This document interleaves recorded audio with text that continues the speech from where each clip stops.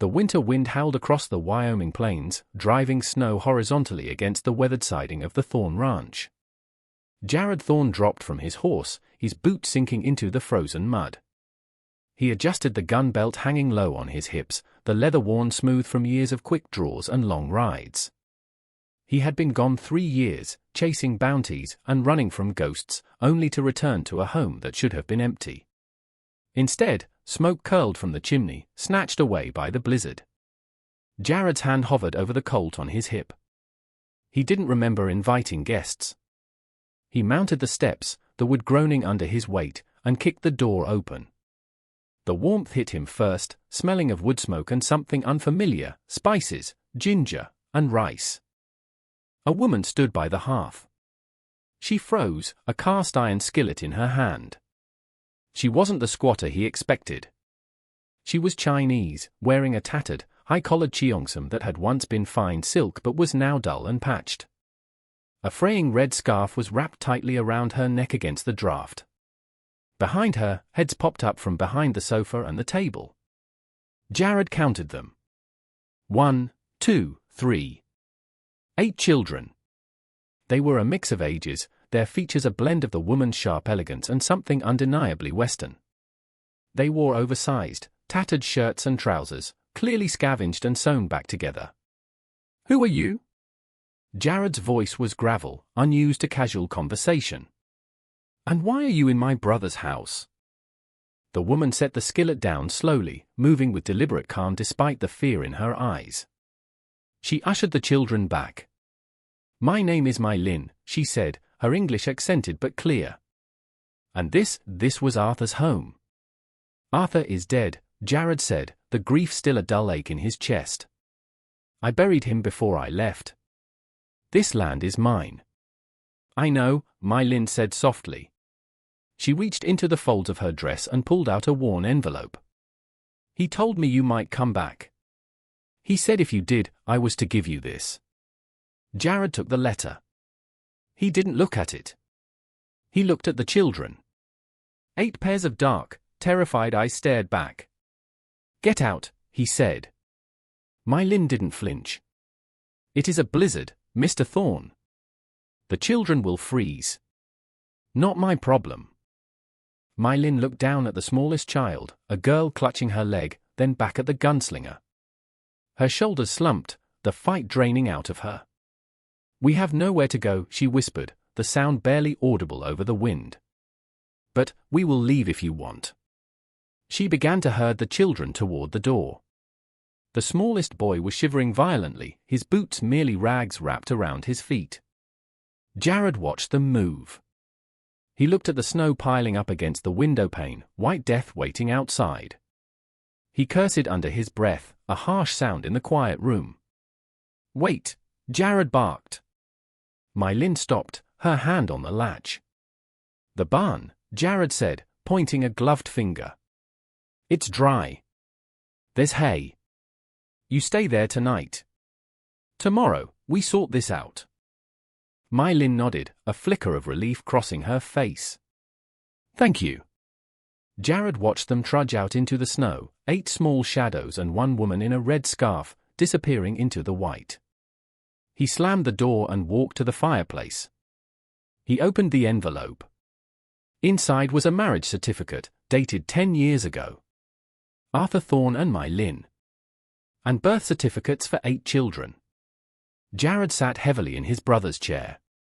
Arthur, the quiet one, the one who stayed behind to farm while Jared went off to shoot men for money, had lived an entire secret life. He had married a Chinese woman in a time and place where such things could get you killed, and he had raised 8 children in the shadow of this ranch. The next morning, the snow had stopped, leaving the world a blinding white sheet. Jared woke before dawn, habit waking him, but the ranch was already alive. He looked out the window to see the older boys, their black hair dusted with snow, breaking ice in the water trough for the cattle. The girls were carrying firewood, stacking it neatly against the porch. Jared walked out, coffee in hand. Mai Lin was in the barn doorway, sweeping. "They work hard," Jared said, approaching her. "They know that work is survival," Mai Lin replied. She didn't stop sweeping. Did you read the papers? I did. Why didn't he tell me? Mylin stopped then. She looked at the horizon. Because he loved you, and he feared for us. He knew the law. He knew the neighbors.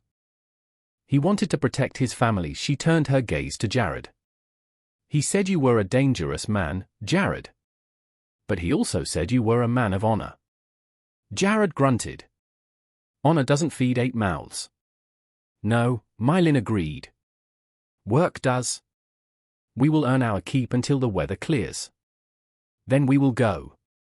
Jared watched the boys struggling with a heavy hay bale. Without a word, he walked over, lifted the bale with one hand, and tossed it into the feeder.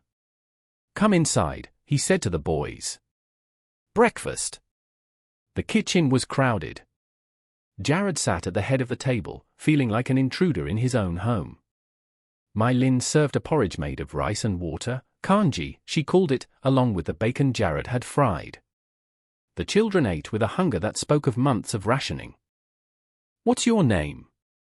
Jared asked the oldest boy, who looked to be about 14. Kanai, the boy said, not looking up. Kanai Thorn. Thorn. The name hung in the air. And you? He asked the girl next to him. Iona. Jared nodded. He finished his coffee. If you're staying, we need supplies. The storm's passed. I'm going to town. We have no money for supplies, Mylin said quietly. Jared stood up, his spurs clinking. I didn't ask for money. The town of Oak Haven was buried under 2 feet of snow. Jared rode his black stallion down the main street, feeling the eyes of the townsfolk. He tied his horse at the general store and stepped inside. The shopkeeper, a balding man named Henderson, grew pale. Jared Thorn. Thought you were dead. Disappointed? Jared asked, tossing a list on the counter. Fill it. And I need boots. 8 pairs, various sizes. Winter coats, too. Henderson raised an eyebrow.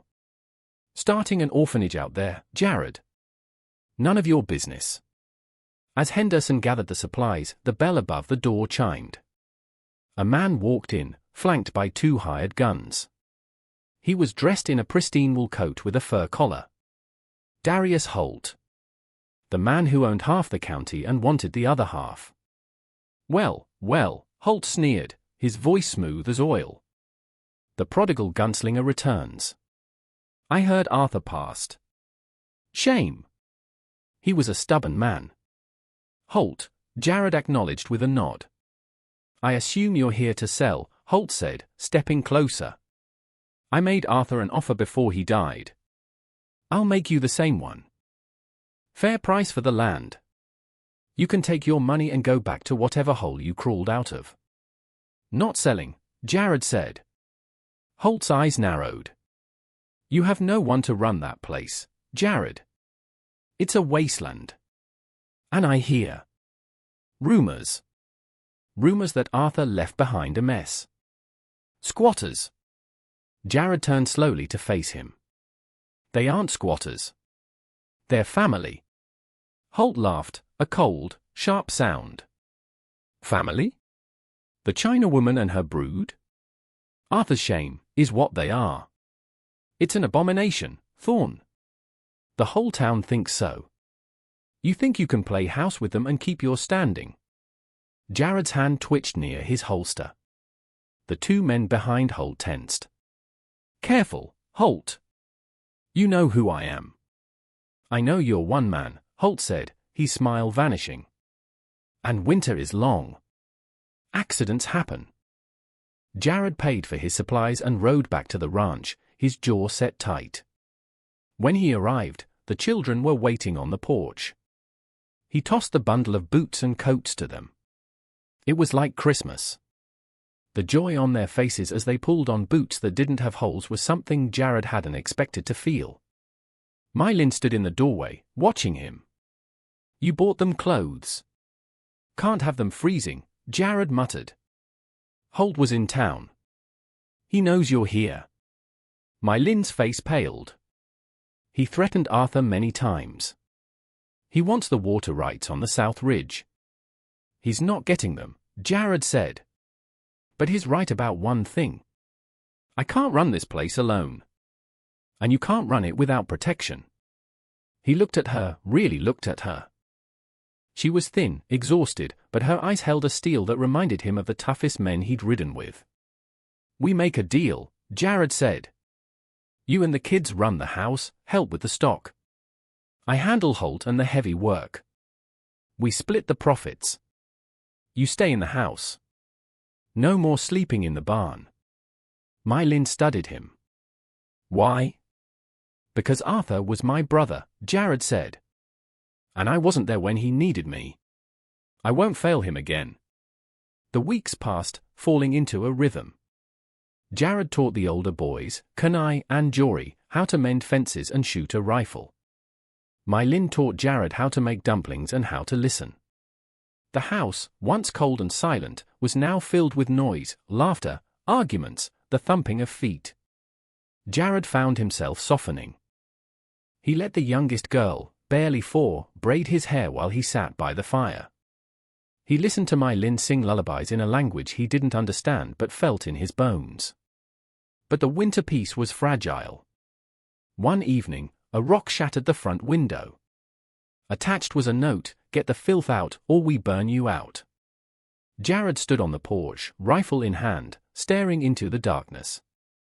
My Lin came out, wrapping her red scarf tight. "He won't stop," she said. "Neither will I," Jared replied. 2 nights later, the barn went up in flames. Jared woke to the smell of smoke and the screaming of horses. He ran out, half-dressed, into the snow. Kanai and Jory were already there, throwing buckets of snow and water on the flames. They managed to save the animals, but the structure was gutted.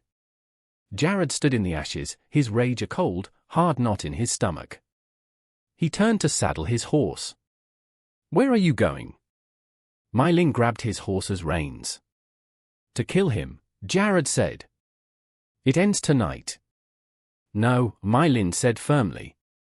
"If you kill him, the law hangs you. Then what happens to the children? Who protects them then? He burned my barn, My Lin. And he wants you to react," she snapped.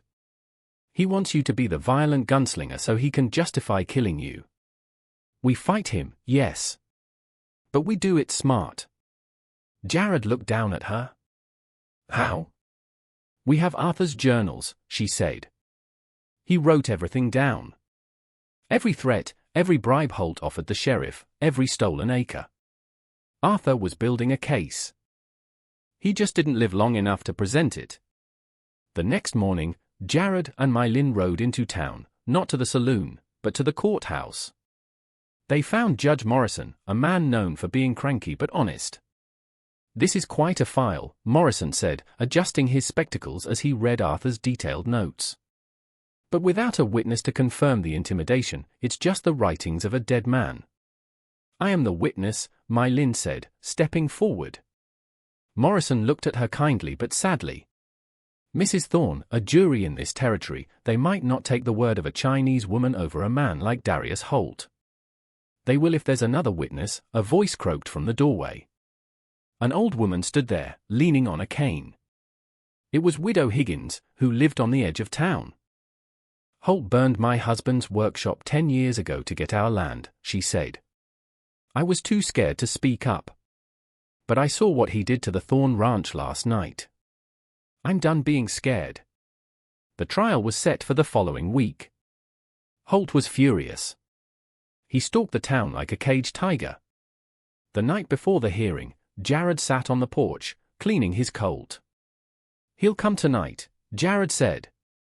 "He knows if he gets to court, he loses." My Lin nodded.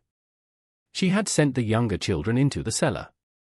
Kanai and Jory were positioned at the back windows with shark guns. "We are ready." They came at midnight. 6 riders, torches blazing. "Burn it all!" Holt's voice screamed from the dark. The first shot rang out, shattering the silence. Jared dropped a rider from 50 yards away. The gunfire erupted. Bullets chewed into the wood of the house. Jared moved with the fluid grace of a man who had lived by the gun. He fired, moved, fired again. Mylin wasn't hiding. She was reloading for him, her hand steady. "Back door!" Jared shouted. Kenai fired the shotgun, the blast knocking a man off the porch. The boy was shaking, but he held his ground. Holt himself rode toward the porch, aiming a torch at the drywood of the main house. Jared stepped out, exposing himself. "Holt!" Jared roared. Holt turned, raising his pistol. But he was a businessman, not a gunman. Jared's bullet took him in the shoulder, knocking him from his saddle. The torch fell harmlessly into the snow. The hired guns, seeing their boss fall, scattered into the night. Jared walked down the steps, his gun trained on Holt, who was writhing in the snow. "Finish it," Holt gasped, clutching his bleeding shoulder. Jared looked at the man, then back at the house. Mylin stood on the porch, the red scarf bright against the gloom. The children were safe. "No," Jared said. "You're going to prison. And you're going to watch us live on this land from behind bars." The trial was a sensation. With Arthur's journals, Widow Higgins' testimony, and the failed attack on the ranch, Holt's empire crumbled. He was sentenced to 20 years in the territorial prison. Spring came to the ranch, melting the snow and revealing the rich, black earth beneath. The grass turned a vibrant green. Jared stood by the repaired fence, watching the cattle graze. He felt a hand on his arm. Mylin stood beside him, no longer wearing the tattered cheongsam, but a simple blue dress she had sewn herself. "The daffodils Arthur planted are blooming," she said. "Good," Jared said. "We need to plant more corn this year. Kenai wants to try a new irrigation ditch." "Kenai thinks he is the boss now," Mylin laughed. "He learned from his mother," Jared smiled. It was a real smile, one that reached his eyes. He turned to face her. "Mylin." "Yes, Jared." "I was thinking," he started, rubbing the back of his neck. "This partnership. It works." "It does. But I don't want to be just partners anymore." Mylin's eyes softened. She reached up and adjusted his collar. "Took you long enough to say it, Gunslinger. I'm a slow learner." "We are not leaving," she whispered, echoing her words from that first snowy night, but with a different meaning now. "No," Jared said, pulling her close. "You're home." They were married a month later, under the great oak tree by the creek. It was a scandal to some in town, but Jared Thorne didn't care. He had 8 children, a ranch that was thriving, and a woman who had saved him just as much as he had saved her. Years later, travelers passing through Wyoming would tell stories of the Thorne Ranch. They spoke of the finest cattle in the territory, of a sprawling house filled with children of all backgrounds, and of the old man and woman who sat on the porch every evening. He, cleaning an old Colt Peacemaker that was never fired anymore, she, wearing a faded red scarf, her hand resting gently in his. The gunslinger had come home to a stranger's children, and in doing so, he had found the one thing he never thought he'd have, a legacy.